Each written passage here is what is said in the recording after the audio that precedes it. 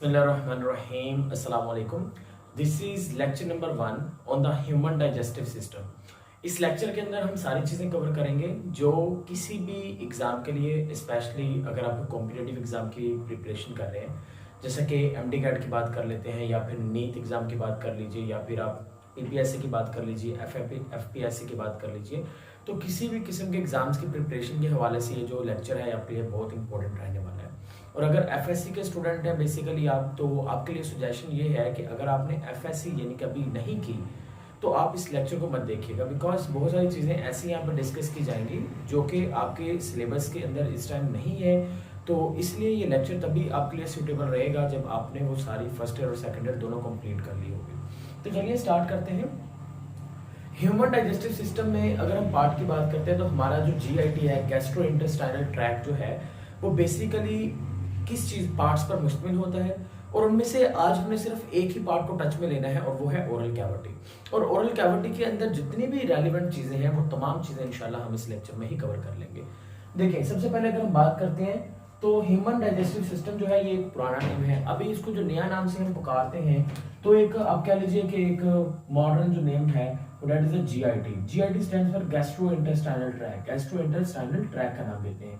अब जीआईटी की बात करें तो जीआईटी के अंदर बेसिकली 5 प्रोसेस जो हैं वो आपको देखने को मिलते हैं, बिकॉज जो न्यूट्रिशन है, न्यूट्रिशन के 5 स्टेप्स होते हैं। सबसे पहले ingestion, digestion, absorption, assimilation and defecation.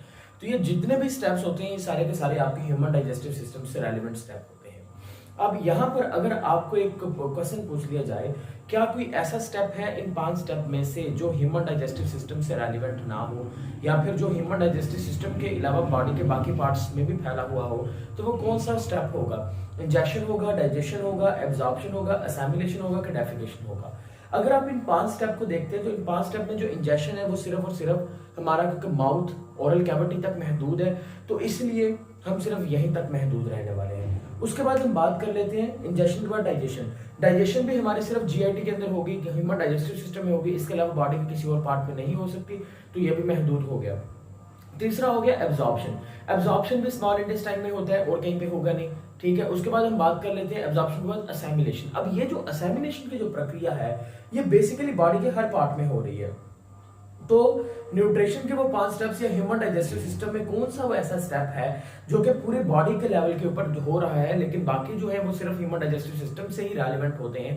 तो आपका आंसर क्या होना चाहिए? आपका आंसर होना चाहिए दैट इज द एब्जॉर्प्शन। तो एब्जॉर्प्शन जो है वो that is the assimilation. Assimilation जो है वो पूरी बॉडी के अंदर हो रही है। और आखिरी जो स्टेप होता है दैट इज द डेफिकेशन, जो कि यहाँ पे हमारे जीआईटी से रेलेवेंट रहता है। अब सबसे पहले हम क्लियर करते हैं कि माउथ और ओरल कैविटी में फर्क क्या होता है। देखिए, बहुत सारे स्टूडेंट्स को इसी के अंदर कंफ्यूजन रहता है कि भाई पता नहीं ओरल कैविटी का ही माउथ कहते हैं। देखिए, माउथ और ओरल कैविटी के अंदर फर्क है। माउथ क्या है? माउथ असल में ओपनिंग को कहते हैं। माउथ किसको कहते हैं? ओपनिंग को। अब ओपनिंग क्या है? जैसे कि अगर मैं यहाँ पर देखें, जब मैं अब बोल रहा हूं तो उस वक्त ये जो ओपनिंग आपको नजर आ रही है, इस ओपनिंग को, इस सुराख को ना क्या नाम देंगे? इसको नाम देंगे माउथ का। जिस तरह से आप लोगों ने पढ़ा था कभी ग्लॉटिस के बारे में, तो ग्लॉटिस जो है वो एक सुराख होता है, इसी तरह से माउथ सिर्फ और सिर्फ ओपनिंग का नाम है। तो ये जो ओपनिंग है ना, इस तरह से, इस ओपनिंग को क्या नाम देंगे? इसको आप नाम दे देंगे माउथ का। क्या नाम देंगे? माउथ का। अब इसके अंदर जो खाली जगह है, इसके अंदर जो चीज या जो कुछ भी है, यहाँ पर जितनी भी चीजें हैं वो सारे के सारे किस में आएंगे? ओरल कैविटी में कंसीडर की जाएंगे। तो फर्स्ट पॉइंट आपके पास क्या आ गया? माउथ। माउथ क्या है? Mouth is a opening. किसकी ओपनिंग है? ओरल कैविटी की। अब हम बात कर लेते हैं कि हमारी जो ओरल कैविटी है, ओरल कैविटी की रूफ पर क्या मौजूद है, ओरल कैविटी के बेस पर, फ्लोर पे क्या मौजूद है, लेटरल साइड्स पे क्या मौजूद है, और इसको कवर कौन करता है? इसकी ओपनिंग को कवर कौन करता है? देखिए, अगर हम ओरल कैविटी की रूफ की बात करते हैं तो ओरल कैविटी की जो रूफ है वो किस चीज पर मुश्तमिल होती है? वो पैलेट पर मुश्तमिल है। ओरल कैविटी की जो रूफ होती है, रूफ बेसिकली किस चीज पर मुश्तमिल है? वो मुश्तमिल होती है पैलेट के ऊपर, पैलेट तालू के ऊपर, प्लेटाइन। तो ये किस चीज से मिलकर बनी होती है? प्लेटाइन बोन से। प्लेटाइन बोन जो है वहां से मिलकर बने होते हैं। अब ये जो पैलेट होता है ना, पैलेट 2 प्रकार में आपको देखने को मिलेगा। एक को नाम देंगे आप सॉफ्ट पैलेट, दूसरे को नाम देंगे हार्ड पैलेट। जो सॉफ्ट पैलेट होता है ना वो असल में नरम होता है, जो हार्ड पैलेट होता है ये काफी हार्ड होता है। अब यहाँ पे देखिए, soft palate and hard palate. अब आपका जो आगे वाला हिस्सा है, देखिए, अगर आप जुबान अपने तालू को लगाएं तो आपको आगे वाली साइड के ऊपर ऊपर नीचे कुछ आपको देखने को मिलेंगे, कुछ उतार चढ़ाव देखने को मिलेंगे, उसको बेसिकली हम नाम देते हैं रूगे का। क्या नाम देते हैं? रूगे का। और वो जो रूगे होंगे उन रूगे को आप नाम देंगे प्लेटाइन रूगे का। This one is known as palatine rugae. Palatine rugae क्या होता है? तारों के ऊपर वाली साइड के ऊपर जो आपको उभार नजर आते हैं उन उभारों को क्या नाम देंगे? प्लेटाइन रूगे का नाम देते हैं। उसके बाद मैंने कहा सॉफ्ट पैलेट। अब सॉफ्ट पैलेट का काम क्या होता है? देखिए सॉफ्ट पैलेट का काम ये होता है, इसकी जो बैक साइड के ऊपर फ्लशी लोब होता है, वो फ्लशी लोब बेसिकली क्या बनाता है? यूविला, जिसको आप आम कॉमन जबान के अंदर आप लोग कान कहते हैं, कान सही, गले के अंदर जो लटक रहा होता है उसको कहते हैं यूविला। अब वो यूविला कहां से बनती है? सॉफ्ट पैलेट के एंड वाले हिस्से से। जो नरम तालु, देखिए आगे वाली साइड के ऊपर जो तालु नहीं है ये वाला, ये है सख्त।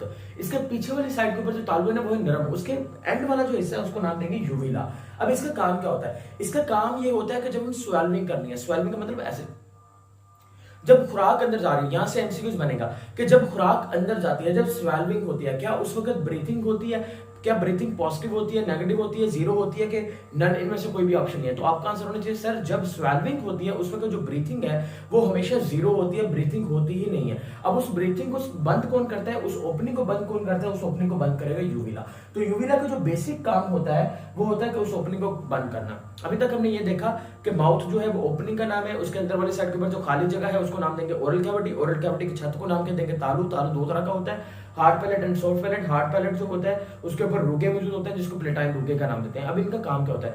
जब हमने खुराक को चुबाना है तो खुराक और जुबान के दरमियान सपोर्टिव फंक्शन प्रोवाइड करने का जो काम होता है वो किसका होता है? वो बेटा बेसिकली प्लेटाइन रूगे का होता है। और जो आपके पास नरम तालु है उसको मैंने आपको बता दिया कि वो किस लिए इन्वॉल्व होता है, वो यूविला बनाने में इन्वॉल्व होता है। अब ये हो गया हमारे रूफ का स्ट्रक्चर। इसके बाद हम बात कर लेते हैं फ्लोर के बारे में, यानी कि उसकी बेस के ऊपर क्या मौजूद है। देखिए अगर आप ओरल कैविटी की बेस की बात करते हैं तो ओरल कैविटी की बेस के ऊपर आपको क्या देखने को मिलेगा? आपको बेटा ओरल कैविटी की बेस के ऊपर देखने को मिलेगी टंग, जुबान। अब जुबान की अगर बात करते हैं तो जुबान जो है वो इंसान के अपने कंट्रोल में होती है। अब जुबान आपके अपने कंट्रोल में है। हमारी बॉडी में कौन तीन तरह के बेसिक मसल्स होते हैं, इनमें से कौन से ऐसे मसल्स हैं जो हमारे कंट्रोल में होते हैं? वेरी गुड, तो सही आंसर है आपका। कौन से मसल होते हैं? Skeletal muscle. तो स्केलेटल मसल जो होते हैं वो हमारे क्या होते हैं? कंट्रोल के अंदर होते हैं। इसी तरह से जुबान के हमारे कंट्रोल में रहते हैं। इसके और भी नाम होते हैं, इसको बेटा लिंग्यूला भी नाम देते हैं, लिंग्यूला के नाम भी देते हैं इसको, लिंग्यूला। और इसके बाद इसको ग्लॉसा का नाम भी देते हैं, ग्लॉसा, इसको ग्लॉसा का भी नाम देते हैं। तो इस तरह से ये चीज याद रखने के ग्लॉसा एंड लिंग्यूला जो होते हैं ये बेसिकली क्या होते हैं? ये बेसिकली आपकी जुबान को कंट्रोल करते हैं। अब आपकी जुबान जो है, आपकी जुबान को कौन कौन सी नर्व जो है वो कह लीजिए कि मैसेजेस प्रोवाइड करती हैं या फिर टेस्ट में हेल्प करती हैं, वो कौन सी नर्व्स हैं? तो बेटा बेसिकली हमारी जो टंग है ना, जुबान को 5 नर्व्स जो हैं वो इसके साथ कनेक्टेड होती हैं। 5 नर्व्स। कितनी नर्व्स कनेक्टेड होती हैं? 5 नर्व। ये 5 नर्व कौन कौन सी होती हैं? इन 5 नर्व का आपको नाम याद रखने की जरूरत नहीं है, उनमें से चंद एक नर्व जो है मैं यहाँ पे लिख देता हूँ। Number 1 is hypoglossal nerve, hypoglossal nerve, glossopharyngeal nerve, pharyngeal nerve. तीसरी वेगस नर्व। कौन सी नर्व आ गई आपके पास? Vagus nerve. वेगस नर्व के बारे में बात करें तो आपने इसके बारे में ये चीज याद रखना है कि वेगस नर्व जो है वो हमारी बॉडी के अंदर 10 होता है, नंबर 10। उसके अलावा आपने ये भी याद रखना है कि हमारी बॉडी के अंदर सबसे ज्यादा कौन सी वो नर्व है जो सबसे ज्यादा लंबी है, जिसकी ब्रांचेस सबसे ज्यादा है, जो सबसे ज्यादा एक्सपेंडिंग नर्व है बॉडी के अंदर, तो उसका नाम भी आप क्या कहेंगे? उसको आप नाम देंगे वेगस नर्व का। वेगस नर्व के बाद अगर बात कर लेते हैं तो ट्राइजेमियल नर्व। तो ये जो नर्व्स मैंने आपको लिख के दी हैं, ये नर्व्स बेसिकली आपकी जुबान को कंट्रोल करती हैं, ठीक है। इसी तरह से जो टेस्ट बर्ड्स होते हैं, मेनली तौर पर जो टेस्ट होते हैं वो आपके टेस्ट में कौन हेल्प करता है? आपका जो वेगस नर्व है उसका काफी ज्यादा महत्वपूर्ण इंपॉर्टेंट रोल रहता है इस चीज के अंदर। तो हमने देखा कि हमारे जो रूफ है वहां पे तालु है, बेस के ऊपर क्या है आपको देखने को मिल गया, टंग देखने को मिल गया। अब हम इसकी लेटरल साइड के ऊपर बात कर लेते हैं। देखिए अगर हम इसकी लेटरल साइड की बात करते हैं तो इसकी लेटरल साइड जो साइडों वाली हिस्सा है ना, वहां पर आपको ये देखने को मिलेंगी चीक्स। क्या देखने को मिलेंगी? चीक्स। तो आपने ये भी चीज याद रखनी है कि साइडों पे आपको क्या देखने को मिलेगा? चीक्स देखने को मिलेंगी, चीक्स। और इसके अलावा अगर बात करें तो आपको साइडों पे चीक्स तो देखने को मिल रहे हैं, लेकिन साथ में चीक्स की दूसरी अंदर वाली साइड के ऊपर आपको क्या देखने को मिलेगा? आपको यहाँ पर टीथ भी देखने को मिलेंगे। क्या देखने को मिलेगा? टीथ भी देखने को मिलेंगे। अब ये टीथ जो होते हैं बेसिकली किसके अंदर फिक्स्ड होते हैं? ये फिक्स्ड होते हैं जॉज के अंदर और एक हड्डी के अंदर। कौन कौन सी हड्डी? ऊपर वाला जो जबड़ा होता है, ऊपर वाला जो जा होता है, अपर जा की जो हड्डी होती है उस हड्डी को आप क्या नाम देंगे? मैक्सिला का। क्या नाम देंगे? मैक्सिला का। और नीचे वाली जो हड्डी होती है, जो लोअर जा की जो हड्डी होती है, उसको आप क्या नाम देंगे, उसको आप नाम देंगे mandible. This one is known as a mandible. तो मैक्सिला की बात करें तो मैक्सिला में 2 हड्डियां होती है। मैंडिबल की बात करें तो मैंडिबल में कितनी हड्डियां होती हैं, एक ही हड्डी होती है। तो इस तरह से ये चीज याद रखने के, लेटरल साइड पे चेक्स, उसके बाद टीथ आ गए, उसके बाद आपकी टंग आ गई, ये सारी चीजें आ गई, ठीक है, लेटरल साइड। अब हम बात करते हैं कि इसको कवर कौन करता है, यानी कि जो ओपनिंग है, ये जिसको हमने माउथ का नाम दिया, तो माउथ को कवर कौन करता है। इसकी अगर कवर की बात करते हैं, कवर कौन करता है माउथ को, तो माउथ को जो कवर करेंगे वो लिप्स क्या करते हैं, लिप्स कवर्स माउथ। तो माउथ को कवर कौन करेगा, लिप्स करते हैं। तो that is the difference between the mouth and the oral cavity. ये ओरल कैविटी और माउथ के दरमियान का फर्क जो मैंने आपको बताया। अब हम बात कर लेते हैं वेलम प्लेटाइन की। वेलम प्लेटाइन क्या होता है, मैंने अभी थोड़ी देर पहले आपको बताया यूविला के बारे में। मैंने कहा जो सॉफ्ट पैलेट होता है वो बेसिकली क्या करता है, वो बेसिकली हमारी जो सांस की नाली होती है उसको बंद करता है स्वेलिंग के दौरान। उसी सॉफ्ट पैलेट जिसका नाम यूविला होता है बेटा, उसी यूविला का जो दूसरा नाम होता है, इसको हम क्या नाम देते हैं, इसको आप नाम देते हैं वेलम प्लेटाइन। क्या नाम देते हैं, वेलम प्लेटाइन का नाम भी देते हैं। इसी तरह से अगर टंग की बात कर ले तो टंग में आपको एक बोन भी देखने को मिलेगी जिसको आप नाम देते हैं टंग बोन। टंग बोन बेसिकली कौन सी होती है, जो हमारी जुबान की हड्डी होती है।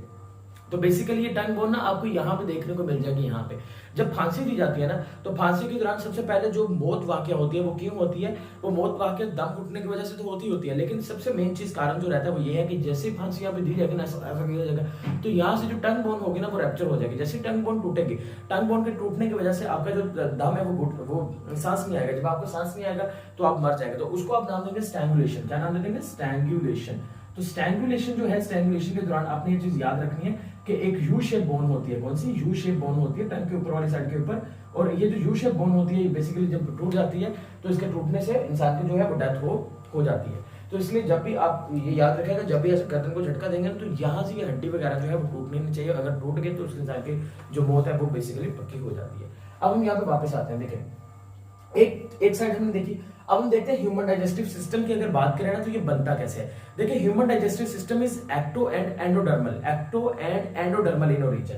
तो सबसे पहला पॉइंट मैं यहाँ पे क्या लिख रहा हूँ, मैं लिख रहा हूँ यहाँ पर human digestive system is ecto. Human digestive system is ecto endodermal in origin. Ecto endodermal in origin. अब एक्टो एंडोडर्मल इन ओरिजिन मैंने क्यों लिखा यहाँ पे, ये इंपॉर्टेंट पॉइंट है। देखिए, ये मैंने इसलिए लिखा बिकॉज अगर हम बात करते हैं ना ह्यूमन डाइजेस्टिव सिस्टम की, तो हमारे डाइजेस्टिव सिस्टम में बेसिकली आपको 3 पोर्शन नजर आते हैं। उनमें से पहला पोर्शन होता है जिसको आप नाम दे सकते हैं फॉरगट का। उसके बाद दूसरा बात करते हैं जिसको आप नाम दे सकते हैं मिडगट का। उसके बाद तीसरा पोर्शन होता है उसको आप नाम देते हैं हाइंडगट का। Forgot, midgut and hindgut. अब ये जो डाइजेस्टिव सिस्टम होता है ना, जो फॉरगट, मिडगट, हाइंडगट, ये किस चीज से मिलकर बने होते हैं। देखिए, फॉरगट की बात करें तो आपने कहना फॉरगट जो है it is ectodermal in origin. Forgot is ectodermal in origin. अगर मिडगट की बात करते हैं तो midgut is endodermal in origin, it is endodermal in origin. और अगर हाइंडगट की बात करते हैं, hindgut is also ectodermal in origin. तो ये भी ओरिजिन में क्या होता है, एक्टोडर्मल, एंडोडर्मल एंड एक्टोडर्मल। इसलिए ये चीज आपने याद रखनी है एमसीक्यूज के लिए। अब हम बात करते हैं स्लाइवा के बारे में।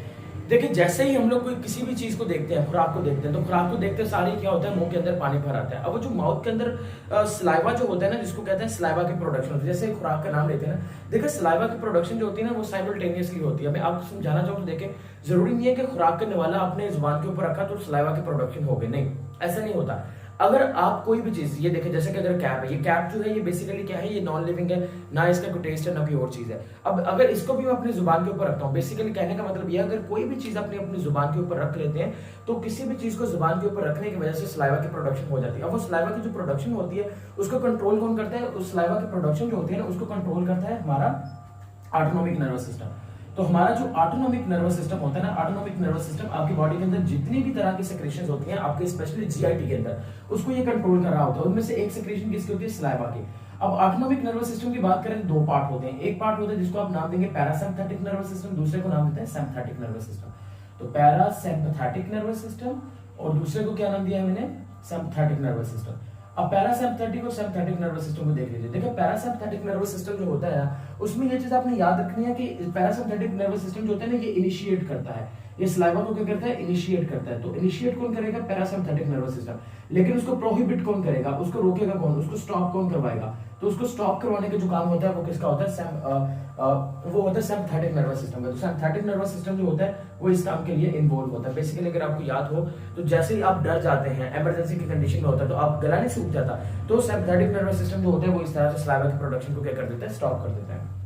अच्छा, अब हम बात कर लेते हैं कि सलाइवा जो है वो बेसिकली काम क्या करता है। देखिए सलाइवा की बात करें ना तो सबसे पहला एक एंजाइम डिस्कवर होता है पियान एंड परसोज। पियान एंड परसोज ने बार्ले से एक सबसे पहला एंजाइम डिस्कवर किया था जिसको उन्होंने नाम दिया था डायस्टेज का। अगर हम डायस्टेज की बात करें तो डायस्टेज को आज हम डायस्टेज जो है, डायस्टेज को आज हम जिस नाम से जानते हैं वो है स्लैवरी अमाइलेज। क्या नेम है इसका, स्लैवरी अमाइलेज। या फिर अगर हम इसके दूसरे नाम की बात करें तो आप इसका एक और नाम भी इसको दे सकते हैं, दैट इज अ टाइलिन। तो टाइलिन, स्लैवरी अमाइलेज, डायस्टेज, ये जितनी भी चीजें हैं ये सारी की सारी हमारा ये सबसे पहला डिस्कवरिंग एंजाइम है और पियान एंड परसोज ने किया था इसको बेसिकली, और ये आपके सलाइवा के अंदर मौजूद होता है। सलाइवा के अंदर क्या क्या होता है, देखिए सलाइवा के अंदर आपको देखने को मिलेगा और सबसे पहले एंटीबॉडीज, आईजीए एक एंटीबॉडीज होती हैं जो आपको सलाइवा के अंदर देखने को मिलेंगे। उसके बाद आपको इलेक्ट्रोलाइट देखने को मिलेंगे। इलेक्ट्रोलाइट का मतलब यहाँ पे बहुत सारे आयंस होंगे, सोडियम आयन हो सकता है, पोटेशियम आयन हो सकता है, क्लोराइड के आयंस हो सकते हैं। तो ये जितने भी आयंस होते हैं इनको नाम देते हैं इलेक्ट्रोलाइट के। तो इलेक्ट्रोलाइट इसके अंदर मौजूद होता है। उसके बाद स्लैवरी अमाइलेज मौजूद होता है। इसके अलावा एक बैक्टीरिया को डाइजेस्टिंग एंजाइम भी होता है जिसको आप नाम देते हैं लाइसोजाइम का। तो लाइसोजाइम जो है वो बेसिकली बैक्टीरियल सेल वॉल इंडस्ट्रिंग एंजाइम होता है, तो बैक्टीरिया के खिलाफ इस्तेमाल होता है। ये भी काम पर आपको देखने को मिलेगा, that is also present in the saliva. ये भी आपको सलाइवा के अंदर देखने को मिल जाएगा। अब क्योंकि हम लोग सलाइवा की बात कर रहे हैं तो सलाइवा जो है वो बेसिकली प्रोड्यूस कैसे होता है। देखिए सलाइवा को प्रोड्यूस करने के लिए जो मेन इंपॉर्टेंट चीज होती है वो होती है स्लैवरी ग्लैंड्स। वो क्या होते हैं, स्लैवरी ग्लैंड्स। अब अगर स्लैवरी ग्लैंड्स की बात करें तो स्लैवरी ग्लैंड्स के 3 पेयर पाए जाते हैं। स्लैवरी ग्लैंड्स के कितने पेयर पाए जाते हैं, 3 पेयर। वो 3 पेयर कहाँ कहाँ पाए जाते हैं, देखिए स्लैवरी ग्लैंड में सबसे पहला जो पेयर आपको पाया जाएगा ना वो आपके होता है पैरोटिड ग्लैंड। कौन से होते हैं, पैरोटिड ग्लैंड। पैरोटिड ग्लैंड के बाद जो दूसरा पेयर होता है उसको आप नाम देंगे सबलिंगुअल ग्लैंड। Sublingual gland. अच्छा, सबसे पहले मैंने कौन सा बोला, मैंने कहा कि पैरोटिड ग्लैंड, सबलिंगुअल ग्लैंड, उसके बाद सब मैक्सिलरी ग्लैंड या फिर सब मैंडिबुलर ग्लैंड, सब मैक्सिलरी ग्लैंड या फिर सब मैंडिबुलर ग्लैंड। तो ये आ गया तीसरा ग्लैंड। इसको और लिख लीजिए यहाँ पे, सब मैंडिब्यूलर ग्लैंड। तो इस तरह से आप इसको याद रखिएगा। अब ये जो 3 ग्लैंड्स होते हैं ना, ये 3 ग्लैंड में से अगर मैं आपको ये कहूंगा कौन सा ग्लैंड जो है वो सबसे बड़ा होता है, तो आपने कहना कि सर जो पैरोटिड ग्लैंड होता है ना, पैरोटिड ग्लैंड सबसे बड़ा होता है। सबसे बड़े ग्लैंड का नाम क्या होता है, पैरोटिड ग्लैंड, लार्जेस्ट ग्लैंड होता है। और सबसे छोटा ग्लैंड कौन सा होता है, वो आपके पास होता है सबलिंगुअल ग्लैंड। अब पैरोटिड ग्लैंड की अगर बात करें ना तो पैरोटिड ग्लैंड में आपने एक और चीज भी याद रखनी है, वो आपने ये याद रखना है कि ये जो सबसे बड़ा ग्लैंड होता है ना, ये सबसे बड़ा ग्लैंड, अगर इसके ऊपर एक वायरल अटैक हो जाता है तो वायरल अटैक होने की वजह से एक बीमारी भी होती है जिसको आप नाम देते हैं मम्स का। मम्स कहते हैं कनपेड़े को। तो मम्स जो कनपेड़े होते हैं ना वो किस वजह से होते हैं, वो वायरस के पैरोटिड ग्लैंड के ऊपर अटैक होने की वजह से जो बीमारी हो जाएगी उसको आप क्या नाम देंगे, उसको आप नाम देंगे मम्स का नाम दे देते हैं। अब हम उसके बाद बात कर लेते हैं कि जो पैरोटिड ग्लैंड्स हैं ये बेसिकली कौन सी वो डक्ट है, वो बेसिकली सलाइवा जो है वो प्रोवाइड करती हैं आपके ओरल कैविटी के अंदर। देखिए पैरोटिड ग्लैंड की बात करें तो पैरोटिड ग्लैंड के अंदर आपने याद रखना है डक्ट्स ऑफ स्टेंसिल्स। डक्ट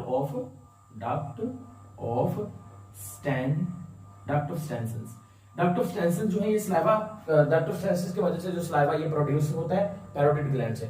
उसके बाद डक्ट ऑफ रेविनस,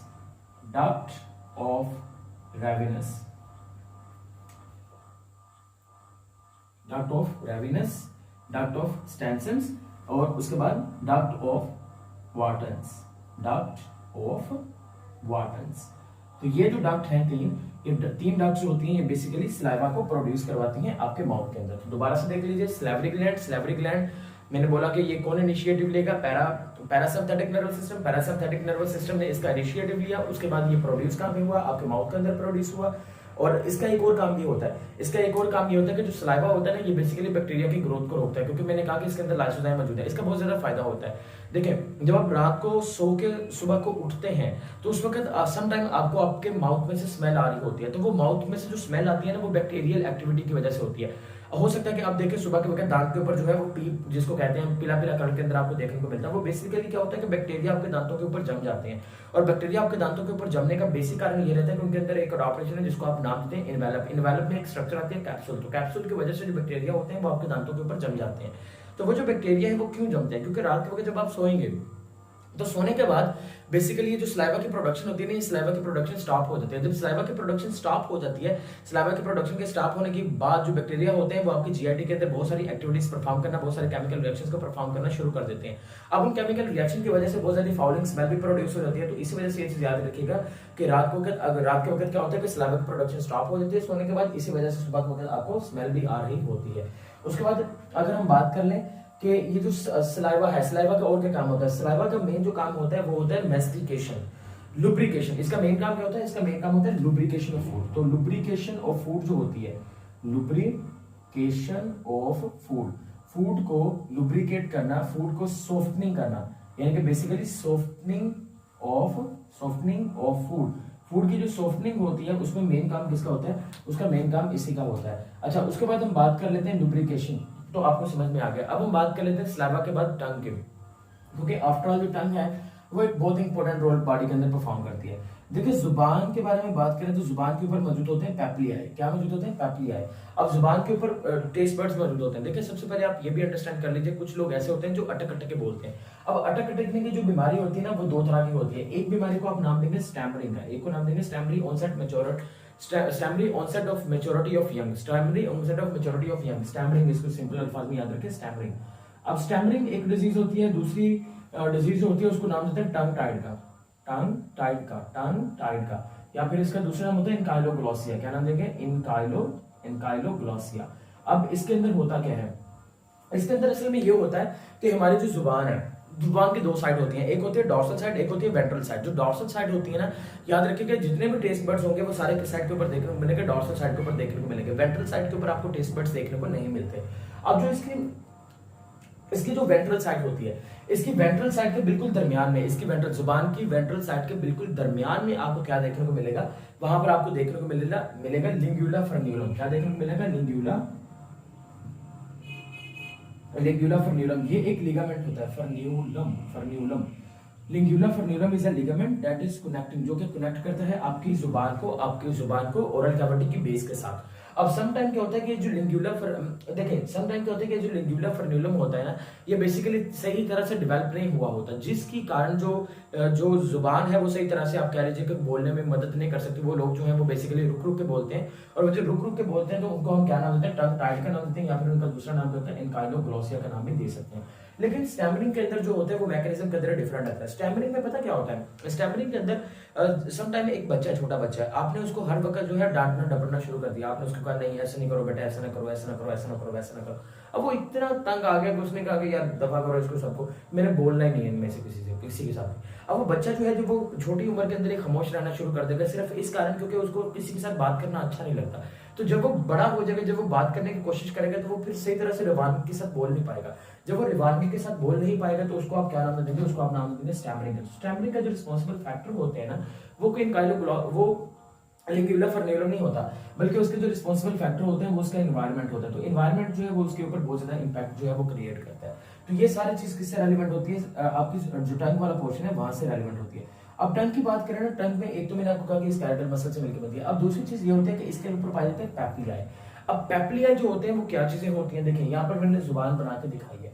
अब यहाँ पे मैं इसको थोड़ा जूम कर लूं ताकि आप इसको अच्छे से जरा देख पाए। इसको थोड़ा जूम करके देख लेते हैं।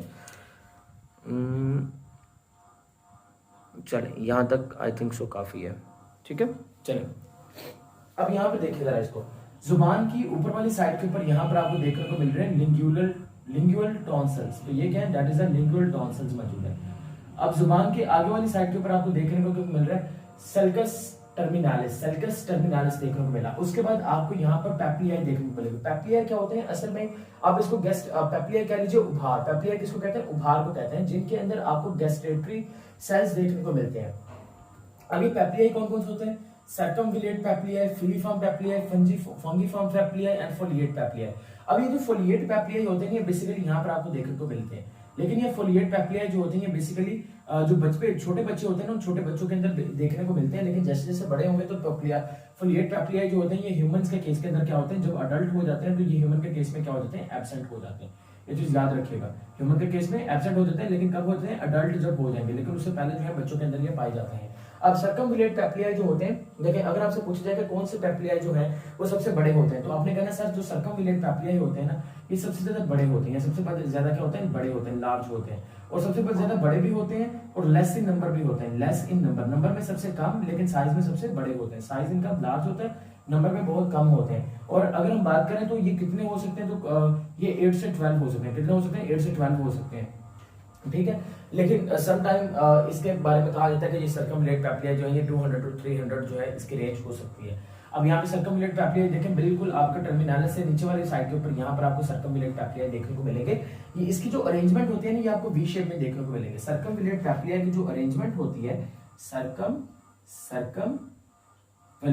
सर्कमविलेट पैप्लिया जो है, सर्कमविलेट पैप्लिया ये आपको इन्वर्टेड वी शेप में, कैसे बोला मैंने, इन्वर्टेड वी शेप नहीं, इनवर्टेड वी शेप जो है उसके अंदर ये आपको देखने को मिल जाएंगे circumvallate papillae. Is it clear? अच्छा, उसके बाद हम बात कर लेते हैं यहाँ पर फिलीफॉर्म पैप्लियाई। अगर आपको ये पूछा जाए कि कौन से पैप्लियाई जो है वो सबसे छोटे होते हैं और सबसे ज्यादा नंबर में पाए जाते हैं, तो आपने कहना है कि सर जुबान के ऊपर सबसे ज्यादा जो पैप्लिया पाए जाते हैं, जुबान के ऊपर सबसे ज्यादा जो पैप्लिया पाए जाते हैं वो कौन से होते हैं, वो फिलीफॉर्म पैप्लिया होते हैं। तो फिलीफॉर्म पैप्लिया जो होते हैं वो क्या होते हैं, स्मॉल इन साइज में सबसे छोटे, बट लार्ज इन नंबर, लेकिन नंबर में क्या होता है, सबसे ज्यादा होते हैं। इनको आप नाम क्या देंगे, इनको आप नाम देंगे फिलीफॉर्म पैप्लियाई। सो फिलीफॉर्म पैप्लियाई जो होते हैं साइज में छोटे, नंबर में सबसे ज्यादा होते हैं। उसके बाद अगर हम बात कर लें तो आपको देखने को मिलते हैं फंगीफॉर्म पैप्लियाई। फंगीफॉर्म पैप्लियाई इनको इसलिए कहते हैं बिकॉज इनकी जो शेप होती है ना बेटा, वो बेसिकली आपको फंजाई से मिलती जुलती नजर आती है। इनकी जो शेप होती है वो आपको कहाँ से मिलती जुलती नजर आती है, फंजाई से। तो फंजाई से क्योंकि इनकी शेप जो होती है वो मैच करती है, इसी बेस के ऊपर हम इनको क्या नाम देंगे, इसी बेस के ऊपर आप इसको नाम देते हैं फंगीफॉर्म पैप्लियाई। क्या नाम देंगे, फंगीफॉर्म पैप्लियाई का नाम देते हैं। सो ये जो पैप्लियाई होते हैं ना, इन पैप्लियाई को जरा समझ लेते हैं। इन पैप्लियाई के ऊपर आपको देखने को मिलेंगे गैस्ट्रेटरी सेल्स। अब ये जो पैप्लिया होता है ना, पैप्लिया बेसिकली जो होती है ये 3 सेल से मिलकर बना होता है। पैप्लिया कितने सेल से मिलकर बना है, 3 सेल से। इनमें से पहला सेल का नाम क्या होता है, गैस्ट्रेटरी सेल। दूसरा सेल होता है जिसको आप नाम देते हैं बेसिकली स्पोर्टिव सेल। क्या नाम देंगे, सपोर्टिव या स्पोर्टिंग सेल। क्या नाम देंगे, स्पोर्टिंग सेल। और तीसरा सेल जो होता है उसको आप नाम देंगे बेस सेल। क्या नाम देंगे, बेस सेल। अब ये जो बेस सेल होते हैं ना ये बिल्कुल बुनियाद पे पाया जाता है। जो नीचे वाली साइड पर यहाँ पर सेल्स आपको इस तरह से देखने को मिलेंगे ना, इन सेल्स को आप नाम देंगे बेस सेल्स का। अब ये बेस सेल्स के ऊपर आपको इस तरह से स्ट्रेटिफाइड स्क्वेमस एपिथेलियम सेल्स देखने को मिलेंगे। जो स्ट्रेटिफाइड स्क्वेमस एपिथेलियम सेल्स आपको देखने को मिलेंगे ना, इन सेल्स को आप क्या नाम देंगे, इन सेल्स को आप देखें, ये जो लॉन्गिट्यूडिनल सेल्स हो गए, ठीक है, कोलुमनार एपिथेलियम सेल्स कौन से, ये आगे आपका स्पोर्टिंग सेल। ये आपके कौन से आ गए, स्पोर्टिंग सेल। तो स्पोर्टिंग सेल आ गए। उसके बाद ये कौन से सेल आ गए, ये बेस सेल आ गए। ये बेस सेल आ गए, ये स्ट्रेटिफाइड होंगे। और स्पोर्टिंग सेल जो होंगे ये कौन से होंगे, ये कोलुमनार एपिथेलियम सेल होंगे। दैट इज अ कोलुमनार, ये columnar epithelium cell, columnar epithelium cells होंगे, कोलुमनार एपिथेलियम सेल्स होंगे। उसके बाद इसकी ऊपर वाली साइड के ऊपर यहाँ पर आप गैस्ट्रेटरी सेल्स देखने को मिलेंगे। और गैस्ट्रेटरी सेल्स जो होंगे ना, ये ऊपर वाले हैं गैस्ट्रेटरी सेल्स। और इनका जो इख्तिताम होगा वो आप कह लीजिए कि रिसेप्टर सेल्स के ऊपर होगा। गैस्ट्रेटरी सेल्स का इख्तिताम जो होगा वो रिसेप्टर सेल के ऊपर होगा। अब ये जो गैस्ट्रेटरी सेल होते हैं ना, इनकी जो लाइफ होती है, इनके बारे में कहा जाता है कि इनकी जो लाइफ होती है वो 10 डेज होती है। कितनी होती है, 10 डेज होती है। अब ये जो गैस्ट्रेटरी सेल होते हैं ना, इसका जो मेन काम होता है वो होता है गैस्ट्रेशन में इन्वॉल्व होते हैं। गैस्ट्रेशन का मतलब ये होता है कि टेस्ट जो है वो कौन बताएंगे, गैस्ट्रेटरी सेल बताएंगे। अब सम टाइम क्या होता है कि जब आपको बुखार वगैरह हो जाता है या फिर गैस्ट्रेशन पीरियड चल रहा होता है, यानी कि बेसिकली प्रेगनेंसी चल रही होती है, तो प्रेगनेंसी के दौरान क्या होता है कि बेसिकली खट्टा खाने का दिल करता है। उसकी रीजन ये होती है कि जो गैस्ट्रेटरी जो टेस्ट होता है ना वो चेंज हो जाता है। इसी तरह से जब बुखार होता है तो आपको बहुत कड़वा महसूस होता है। तो जो टेस्ट बर्ड्स होते हैं ना जुबान के ऊपर, वो बेसिकली क्या होते हैं, जो आप कह लीजिए कि जो बिटर होता है, बिटर वाले टेस्ट बर्ड्स होते हैं वो नंबर में बढ़ जाते हैं, जिसकी वजह से आपको हर चीज जो है वो ज्यादा कड़वा फील होना शुरू हो जाती है। उसके बाद हम बात कर लेते हैं, जब आप दवाई खाते हैं तो आपने फील किया होगा कि दवाई जो है वो हमेशा जुबान के पीछे वाली साइड के ऊपर जाके हमें कड़वी महसूस होती है। उसका कारण क्या होता है, उसका कारण ये होता है कि जो जुबान के टिप वाला रीजन होता है, ये आगे वाला हिस्सा, ये आगे वाला हिस्सा जो होता है ये स्वीट टेस्ट के बारे में बताता है। जो मीठा टेस्ट है ना वो जुबान का आगे वाला हिस्सा बताएगा। और उसके बाद अगर हम बात कर लेते हैं ना बिटर टेस्ट के बारे में, तो बिटर टेस्ट के बारे में आपको जुबान के पीछे वाला हिस्सा बताएगा। तो पीछे वाला हिस्सा जो होता है वो बिटर टेस्ट के लिए स्पेसिफिक होता है, आगे वाला जो होता है वो स्वीट टेस्ट के लिए होता है, ये दरमियान वाला जो होता है ये आपको साल्टी के लिए होता है, साल्टी के लिए, और ये जो होता है ये आपको सोर टेस्ट के लिए जो होता है। और पांचवा जो टेस्ट होता है, पांचवा टेस्ट का ज्यादा इसके बारे में डिस्कशन नहीं की जाती, लेकिन उसको नाम देते हैं म्यामी टेस्ट। म्यामी टेस्ट जो है वो बेसिकली आपको जापानीज के अंदर देखने को मिलेगा। म्यामी टेस्ट जो होता है मियामी टेस्ट बेसिकली आप कह लीजिए कि जैसे गोश्त का टेस्ट नहीं होता वैसा टेस्ट होता है, तो वो बेसिकली जापान के अंदर बेसिकली जो भी खुराक को तैयार करते हैं उसके अंदर वो मियामी टेस्ट जो है वो उनके ट्रेंड कह लीजिए, कल्चर कह लीजिए कि उसके अंदर वो ऐड लाजमी तौर पर करते हैं। अब ये मैंने कहा कि जो गैस्ट्रेटरी सेल्स होते हैं उनकी जो लाइफ थी वो मैंने कहा कि 10 दिन होती है और उनका जो मेन फंक्शन होता है वो इस चीज के अंदर इन्वॉल्व होते हैं। अब हम इससे आगे थोड़ा चलते हैं, आगे इससे फॉरवर्ड मूव करें तो हमने जुबान को पढ़ लिया, उसके अलावा हमने किस चीज को पढ़ा, सलाइवा को भी स्टडी कर लिया कि जुबान जो है वो किस तरह से इन्वॉल्व होती है। अब जुबान के फंक्शन की बात कर लेते हैं। देखिए जुबान के जो फंक्शन है वो कौन कौन से है। जुबान का सबसे पहला फंक्शन ये नहीं होता कि जुबान चलाएं आप बढ़ोगे आगे। जुबान का सबसे बढ़िया फंक्शन ये होता है कि टेम्परेचर को जज करना, जो टेम्परेचर है। देखिए सबसे पहले आप समझिए कि टेस्ट और फ्लेवर में फर्क क्या होता है। देखिए टेस्ट जो होता है वो बेसिकली जो आप जब खाते हैं तो आपको खट्टा मीठा सोर बिटर जो भी आपको महसूस होता है वो क्या होता है टेस्ट। लेकिन फ्लेवर और चीज का नाम है। फ्लेवर क्या होता है, फ्लेवर में टेस्ट भी आता है, फ्लेवर में टेम्परेचर भी आता है, फ्लेवर में उसकी साख्त भी आती है। देखो कोई भी चीज अगर आप अपनी जुबान के ऊपर रखेंगे तो आप क्या फील कर पाएंगे कि ये चीज जो है ये सख्त है सॉरी, ये चीज जो है ये नरम है, ये चीज लिक्विड है, ये चीज सॉलिड फॉर्म के अंदर है, इस चीज का टेम्परेचर जो है वो बहुत ज्यादा है, इस चीज का टेम्परेचर बहुत कम है। तो जो फ्लेवर होता है ना, फ्लेवर के अंदर बेसिकली हम सारी चीजों को इंक्लूड करते हैं, लेकिन जो टेस्ट होता है ना, टेस्ट के अंदर सारी चीजों को इंक्लूड नहीं किया जा सकता। That is the basic difference between flavour and the taste. तो टेम्परेचर की बात कर लें, उसके बाद मैंने कहा कि अगर इसकी रिजिडिटी की बात कर लीजिए, रिजिडिटी की बात कर लीजिए, ये बेसिकली कौन बताएगा, टंग बताता है। इसके अलावा टंग का काम क्या होता है कि जो टीथ होते हैं, टीथ की जो सफाई होती है, TWTH, टीथ को जो वॉश करने का काम होता है वो भी किसका होता है, वो भी टंग का होता है। इसके अलावा अगर स्वेलमिंग की बात कर लेते हैं, स्वेलमिंग उसमें भी इसका काम होता है। इसके बाद अगर हम लुब्रिकेशन की बात कर लेते हैं, लुब्रिकेशन में भी किसका काम होता है, टंग का होता है। इसके अलावा अगर बात कर लेते हैं मूवमेंट की बात कर लेते हैं या स्पीच की बात कर लेते हैं, तो मूवमेंट, स्पीच, बहुत सारे काम जो है वो बेसिकली कौन परफॉर्म कर रहा होता है, जो जुबान है, टंग है, वो परफॉर्म कर रही होती है। तो ये that is all about the tongue. अब हम बात कर लेते हैं टीथ के बारे में देखिए टीथ के बारे में अगर बात करें तो यहां से जरा शुरू करते हैं। ओके, टीथ को जब स्टडी करेंगे ना तो टीथ को एक ब्रांच के अंदर स्टडी किया जाता है जिसको आप नाम देंगे ओडोंटोलॉजी। ओडोंटोलॉजी ओडोंटोलॉजी इसमें क्यों स्टडी किया जाता है, बिकॉज टीथ के अंदर एक स्पेशलिस्ट सेल्स होते हैं, उन सेल्स को आप नाम देते हैं ओडोंटोब्लास्ट। तो टीथ के जो स्पेशलिस्ट सेल्स हैं उनको क्या नाम देंगे, ओडोंटोब्लास्ट। तो ओडोंटोब्लास्ट जो होते हैं, ओडोंटोब्लास्ट जो है वो basically these are the teeth cell, teeth के जो सेल्स होते हैं उसको ओडोंटोब्लास्ट का नाम देते हैं। अब टीथ की अगर बात करें तो यहाँ पे लिखा है मैंने, टीथ जो होते हैं वो basically ectomesodermal in origin, ectomesodermal in origin, ये याद रखिएगा एमसीक्यूज में। अब ये आपने याद को रखना है, it is ectomesodermal in origin because teeth जो होते हैं ना इसके कुछ पार्ट्स होते हैं। सबसे पहला पार्ट आपको देखने को मिलेगा एनामल, क्या देखने को मिलेगा, एनामल। अब एनामल क्या होता है, उसके बाद dentine, enamel and dentine, enamel dentine, उसके बाद आपको देखने को मिलेगा पल्प, एनामल डेंटाइन, उसके बाद आपको क्या देखने को मिलेगा, पल्प कैविटी देखने को मिल जाएगी। अच्छा, अब अगर इनेमल की बात करते हैं तो इनेमल के बारे में आपने ये चीज याद रखना है कि enamel is ectodermal in origin, ectodermal in origin. तो ये एक्टोडर्मल इन ओरिजिन होता है। लेकिन अगर बात करते हैं डेंटाइन की, तो डेंटाइन जो होते हैं that is a mesodermal in origin, it is a mesodermal in origin, ये मेसोडर्मल इन ओरिजिन होती है। यानी कि दांत के ऊपर जो सबसे बाहर की तरफ जो तह होती है, दांत के ऊपर, आपके टीथ के ऊपर जो बाहर की जानिब एक तह जो होती है ना, इस तह को आप क्या नाम देंगे, इस तह को आप नाम देंगे, this one is known as, इसको आप नाम देंगे इनामल का। क्या नाम देंगे, इनामल का। अगर इनामल की बात करें तो दांत की सबसे जो सॉलिड वाली हार्ड लेयर होती है वो कौन सी होती है, इनामल होती है। मान लीजिए अगर आपकी इनामल टूट गई है तो इनामल के टूटने के बाद आपके जो दांत होते हैं वो बेसिकली अपनी जो चमक होते हैं वो खो देते हैं। तो याद रखेगा कि अगर जब भी आपने ब्रश करना है तो ब्रश करने के दौरान ये नहीं होता कि बहुत ज्यादा, जैसे आपको कमर्शियल्स में दिखाई जाती है वो पूरा लगाई जाती है और उसके बाद लगे रहते हैं, ऐसा नहीं करते। सिर्फ ब्रश जो होता है वो आपने 1 मिनट के लिए, 1.5 मिनट या 2 मिनट के लिए करना होता है। उसके ऊपर सिर्फ मटर के दाने जितना आप टूथपेस्ट लगाइए उसके बाद कर लीजिए साफ। तो यही आपका काम होता है, ठीक है, क्योंकि इनामल मत तोड़ दीजिएगा। इसलिए कभी भी हार्ड ब्रश इस्तेमाल नहीं करते, बिल्कुल सॉफ्ट ब्रश जो है इसको इस्तेमाल किया जाता है। अच्छा, टीथ करिए, टीथ केयर जो है वो बहुत ज्यादा जरूरी होती है। तो मैंने कहा कि एक्टोडर्मल इन ओरिजिन होती है, सबसे बाहर वाली लेयर का नाम क्या होता है, इनामल होता है। ये चमकदार होती है।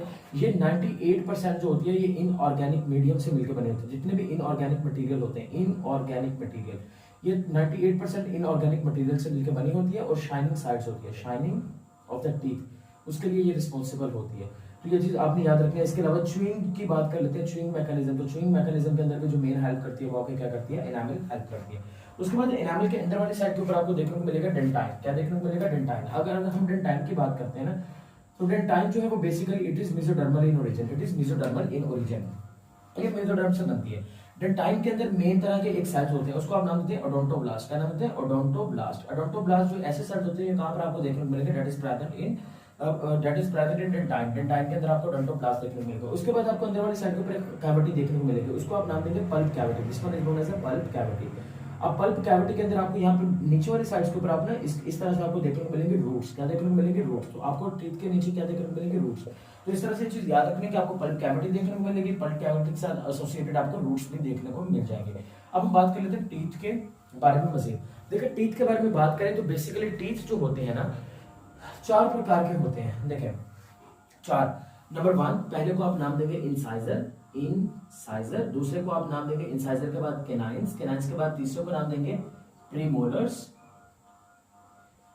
एंड चौथे को नाम दे देंगे मोलर्स। तो incisor, canine, premolars and molars. अब उसके बाद हम बात कर लेते हैं what is a dental formula. What is dental formula?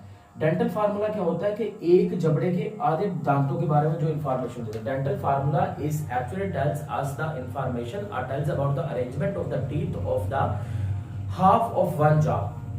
मान लीजिए मैंने ऊपर वाले जबड़े की बात की, ऊपर वाले जबड़े में कौन सी बोन होती है? ऊपर वाले जबड़े में मैक्सिला होती है, ठीक है, जो कि 2 हड्डियों पर मुश्किल है। अब देखिए ऊपर वाला जबड़ा, ऊपर वाले जबड़े की आधे जबड़े के जो टीथ होते हैं उनके बारे में जो डिटेल देगा वो कौन देगा? Dental formula. तो ह्यूमन का जो डेंटल फार्मूला होता है वो होता है 2 1 2 3, 2 1 2 3। अब 2 1 2 3 का मतलब क्या होता है? 2 1 2 3 यही ऊपर है, यही क्या होता है? नीचे होता है। अब 2 1 2 3 का मतलब ये होता है कि हमारे इंसाइजर कितने होते हैं? 2। हमारे केनाइन कितने होते हैं? 1। हमारा प्रीमोलर्स कितने होते हैं? 2। हमारे मोलर्स कितने होते हैं? 3। अब इनके काम भी देख लीजिए। देखिए इंसाइजर का काम क्या होता है? इंसाइजर जब भी आपने किसी चीज को बाइट करना है, बाइट, देखिए जब भी आपने किसी चीज को काटना है तो आप कहां से करेंगे? आप उसको करेंगे इंसाइजर से। कहां से करेंगे? इंसाइजर से। लेकिन जब आपने टेयर करना है किसी चीज को, जैसे कि आप लेग पीस है, गोश्त है, जब आप खा रहे हो तो क्या आप उसको लेग पीस को ऐसे पकड़ के काटते हो? नहीं, आप उसको साइड से करते हो, क्योंकि उसमें जो चीज इन्वॉल्व होती है वो क्या होता है? केनाइन्स। क्या होते हैं? केनाइन। अगर हम जानवरों की बात करते हैं ना, शेर वगैरह लाइन की बात करते हैं, तो उनके जो केनाइन होते हैं ना वो बड़े लंबे होते हैं और बड़े डेवलप होते हैं। अच्छा, इसके अलावा शेर से बात, वो एक और चीज याद रखेंगे, शेर की जो जुबान होती है ना उसके ऊपर आपको जो पेप्लियाई देखने को मिलते हैं वो बड़े हार्ड होते हैं। वो इतने हार्ड पेप्लियाई होते हैं कि अगर वो आपकी स्किन के साथ ऐसे खुदेड़े ना, आपकी स्किन ऊपर से उतर जाए। तो इतने हार्ड पेप्लियाई जो होते हैं वो आपको उसके जो उसकी जुबान होती है उसके ऊपर देखने को मिल जाते हैं। तो मैंने कहा number 1 incisor, canine, premolar and molar. Incisor में मैंने कहा 2 होते हैं, उसके बाद केनाइन 1 होता है। तो इसका मतलब ये होगा कि सामने से बाइट करना है तो इंसाइजर, अगर आपने किसी चीज को टेयर करना है तो केनाइन। अब प्रीमोलर जो मोलर होते हैं ना, जो दाढ़े होती है, वो बेसिकली ग्राइंडिंग का काम करते हैं। जो ग्राइंडिंग का काम होगा वो इनका होता है बेसिकली। अब यहाँ पे देखिए जरा, इसको समझ लेते हैं। तो ये आ गया हमारा इंसाइजर, दैट इज इंसाइजर, ये इंसाइजर। अब इंसाइजर के बाद जो नुकीला दांत होगा आपको इस तरह से, उसको आप क्या नाम देंगे? केनाइन। केनाइन के बाद आपको फिर क्या देखने को मिलेंगे? That is the premolar. और प्रीमोलर्स के बाद आपको एंड पे क्या देखने को मिलेंगे? 3 मोलर्स देखने को मिलेंगे, एक साइड के हो गए। अब देखो एक साइड पे कितने दांत आ गए? 3 2 5 5 और एक 6 और 2 8। अब इधर भी बेटा 8 आ गए, इधर भी कितने आ गए? 8 आ गए। अब नीचे वाले जबड़े की बात करें, नीचे वाले जबड़े में इधर भी 8 होंगे, इधर भी क्या होंगे? 8। तो बेसिकली कितने दांत हो गए? 32। क्या सभी इंसानों के अंदर, मोस्टली लोगों के अंदर कितने दांत होते हैं? 32 नहीं, गलत। मोस्टली लोगों के अंदर 32 दांत नहीं होते। मोस्टली लोगों के अंदर कितने दांत होते हैं? 28। कितने दांत होते हैं? 28। तो 28 टीथ जो होते हैं वो ज्यादातर लोगों के अंदर देखने को मिलते हैं। 32 टीथ जो होते हैं वो एंड वाला जो टीथ होता है ना, यानी कि अगर मैं बात करूं ना, देखो मैंने कहा तो मेरे पास मोलर्स कितने होते हैं? 3 मोलर होते हैं। अब इन 3 मोलर में से ये जो एंड वाला मोलर होता है, इस एंड वाले मोलर को हम नाम देते हैं विजडम टीथ। क्या नाम देते हैं? विजडम टीथ का नाम देते हैं, यानी कि अक्ल दांत। अच्छा, क्या विजडम टीथ वाकई इसके आने से अक्ल आ जाती है? नहीं यार, इसका ऐसा कोई कनेक्शन नहीं है। असल में जो विजडम टीथ है ना वो बेसिकली निकलता है 20 साल या 19 साल की उम्र के करीब करीब जाके है विजडम टीथ जो है वो निकलता है। और आपको पता है कि 19 साल 20 साल की उम्र में मोस्टली इंसान जो है वो मैच्योर हो जाते हैं, उनको चीजों की समझ आ जाती है, दुनिया की समझ आ जाती है, दुनिया के धक्कों की समझ आ जाती है। तो इसलिए ये चीज याद रखिएगा कि विजडम टीथ जो है वो बेसिकली एक मिथोलॉजी है, और क्योंकि उस वक्त इंसान मोस्टली समझ जाता है तो इसलिए उसको कह देते हैं विजडम टीथ का नाम देते हैं। इसके अलावा आपने एक और मिथोलॉजी सुना होगा कि दांतों के दरमियान, जिसके दरमियान खाली जगह होती है वो बड़ा अमीर होता है। अब दांतों के दरमियान जो खाली जगह होती है उसको नाम देते हैं डायस्टेमा। क्या नाम देते हैं? डायस्टेमा। तो ये भी एक मिथ है, ऐसा कुछ नहीं होता, दांतों के दरमियान खाली जगह से अमीर अमूर कुछ नहीं होता। सो इसको दांतों के दरमियान खाली जगह को क्या नाम देंगे? डायस्टेमा का नाम देते हैं। तो बेसिकली अभी भी मैंने क्या कहा? मैंने कहा 2 1 2 3। तो अब इनमें से जो आखिरी जो टीथ है वो था विजडम टीथ। अब देखिए एक विजडम टीथ इधर का मिसिंग, जाहिर सी बात है इधर का विजडम टीथ भी मिसिंग, फिर इधर का भी मिसिंग, इधर का भी मिसिंग और इधर का भी मिसिंग। तो कितने मिसिंग हो गए? 4, 1 2 3 4। तो 4 विजडम टीथ क्या हो गए? मिसिंग। पीछे कितने बचे? 28। तो मोस्टली लोगों के में टीथ कितने होते हैं? 28। लेकिन कुछ लोगों में टीथ कितने होते हैं? 32, क्योंकि उनके अंदर विजडम टीथ जो होता है वो प्रेजेंट होता है। लेकिन अब हम बात कर लेते हैं बच्चों के बारे में। लेकिन उससे पहले हम बात कर लेते हैं बेसिकली एलिफेंट के बारे में। देखिए एलिफेंट के जो टीथ होते हैं वो आपने देखोगे आगे की जाने दो बहुत बड़े बड़े टीथ होते हैं। एलिफेंट के जो टीथ होते हैं उसको आप नाम देते हैं टस्क का। क्या नाम देते हैं? टस्क का। एलिफेंट के जो टस्क होते हैं ना वो असल में कौन से इनमें इन चारों में से कौन से होते हैं? तो आपने ये चीज याद रखनी है कि एलिफेंट के जो टस्क होते हैं ना वो बेसिकली इंसाइजर्स होते हैं। एलिफेंट के जो इंसाइजर्स होते हैं, मैं जरा फ्रेम चेक कर लूं एक बार। फ्रेम के अंदर आ रही है चीजें?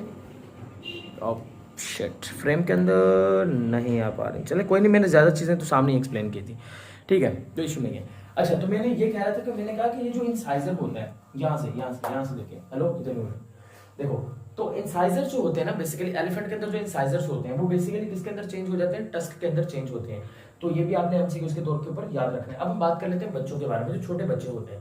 छोटा बच्चा जो है उसमें टीथ कब डेवलप होता है? छोटे बच्चे के अंदर, छोटे बच्चे के अंदर सबसे पहले जो टीथ बनता है ना वो बनता है, पहले जो वो दांत निकालता है, ठीक है, दांत तो वो छोटा होता है निकालता है, यानी कि जब पैदा होता है उस वक्त वो हंसना शुरू कर देता है। तो बेसिकली 6 मंथ जो होता है ना, 6 मंथ के अंदर दांत जो है वो निकलना शुरू हो जाते हैं। और उसके बाद ये जो दांत होते हैं ये बेसिकली 2 सेट से इसके कंप्लीट किए जाते हैं। वो लग गया, मैं आपको वो भी समझाता हूँ। देखिए 6 मंथ के अंदर जो है वो पहला दांत जो है वो बच्चे के अंदर निकल आता है। अब आपसे पूछा जाएगा बच्चे के अंदर सबसे पहला दांत जो है वो 6 मंथ में कौन सा निकलता है? तो आपने कहना है सेंट्रल इंसाइजर। कौन से निकलते हैं? Central incisor. इंसाइजर जो होते हैं, सामने वाले जो दांत होते हैं वो बच्चे में सबसे पहले डेवलप होते हैं। बच्चे का डेंटल फार्मूला क्या होता है? बच्चे का डेंटल फार्मूला होता है 2-1, उसके बाद 2102,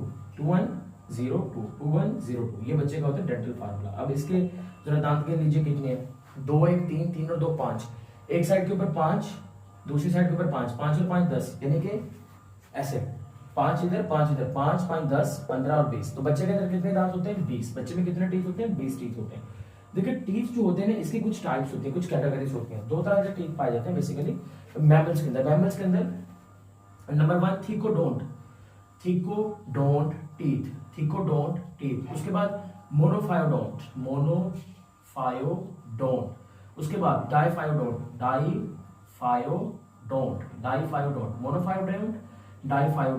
अच्छा, ये जो मोनोफायोडोंट होते हैं ना, इसके अलावा और भी डेंटेशन होती है, जैसे कि हम मतलब होमोडोंट टीथ, उसके बाद हेट्रोडोंट टीथ।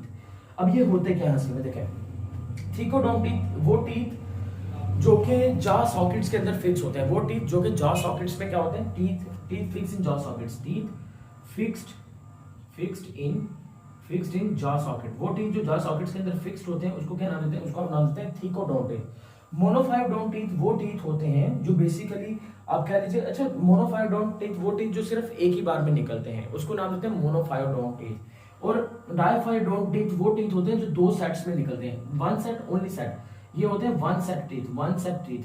और अगर हम बात करते हैं डाइफायोडोंट, तो ये कौन से होते हैं? 2 सेट टीथ, यानी कि 2 सेट टीथ।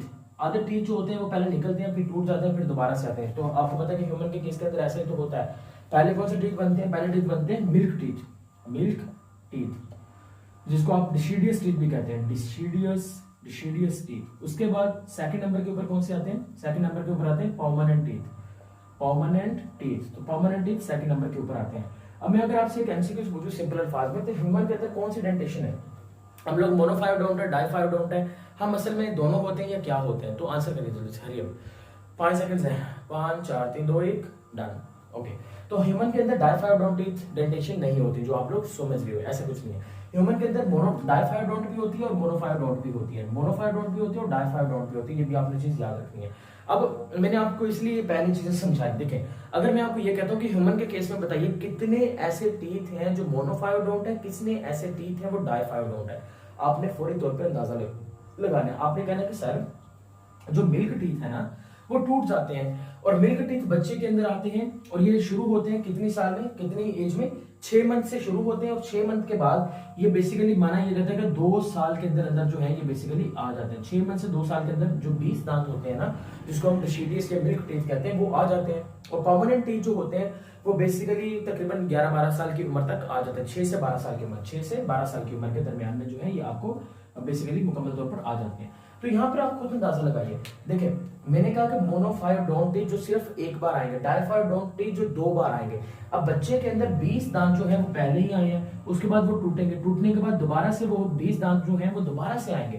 तो इसका मतलब ये हुआ कि जो 20 दांत हैं वो कौन से हैं, वो डायफायोडोंट टीथ हैं। और बाकी के जो 12 दांत होंगे बच्चे के अंदर, जब वो बड़ा हो जाएगा तो 12 दांत और भी तो आएंगे, तो वो कौन से होंगे, दैट इज अ मोनोफायोडोंट टीथ। अब अगर मैं आपको ये कहूं कि मुझे बताएं जो मोनोफायोडोंट टीथ होते हैं हमारे अंदर वो कौन से होते हैं, तो आपने चुपचाप डेंटल फार्मूला की तरफ भागना है। आपने कहना है सर यहाँ पे देखिए जो प्री मोलर होता है, प्री मोलर अडल्ट में अंदर तो है लेकिन प्री मोलर जो है वो यहाँ पर बेबी के अंदर मिसिंग है। तो इसका मतलब जितने भी प्री मोलर है हमारे अंदर, कितने प्री मोलर है, 2। तो हमारे जो दोनों प्री मोलर्स होते हैं वो कौन से होते हैं, वो हमारे बेसिकली होते हैं मोनोफायोडोंट टीथ। इसी तरह से अगर हम बात कर लेते हैं तो आपके पास यहाँ पर देखिए 2 है, यहाँ पर कितने 3 है। तो 3 कौन सा, यहाँ पर कौन सा मोलर गायब होता है, आखिरी मोलर, जिसको मैंने क्या नाम दिया था, लास्ट मोलर या थर्ड मोलर, जिसको मैंने विजडम टीथ का नाम दिया था। और ये जो होता है ये बच्चे के अंदर क्या होता है, एब्सेंट होता है। इसी तरह से देखिए कैनाइन जो है कौन सा वो टीथ है जो बच्चे के अंदर और बड़ों के अंदर, बच्चे के अंदर और बड़ों के अंदर दोनों के अंदर प्रेजेंट आपको देखने को मिलेगा। तो आपने कहना है कि सर जो कैनाइन होता है, कैनाइन का कैनाइन देख लीजिए, कैनाइन जो होता है वो यहाँ पे भी देखने को मिलेगा, यहाँ पे भी देखने को मिलेगा। तो बेसिकली यही जो टीथ होते हैं ना, ये टीथ जो होते हैं ये मोनोफायोडोंट होते हैं, बाकी जो होते हैं वो डायफायोडोंट होते हैं। होमोडोंट डेंटेशन का मतलब ये होता है कि जिनके सारे टीथ जो होते हैं वो एक जैसे होते हैं उनको होमोडोंट डेंटेशन कहते हैं, और जिनके सारे टीथ जो होते हैं वो एक दूसरे से डिफरेंट होते हैं उनको आप क्या नाम देंगे, उनको आप नाम देंगे हेटेरोडोंट डेंटेशन का नाम देंगे। So that is all discussion about the teeth, about the tongue, about the saliva, salivation, and about the oral cavity, mouth, and so hope so all sort of information is provided to you. If you have any sort of question related to this topic, you can ask in the comment section right now. Okay, stay connected and Allah Hafiz.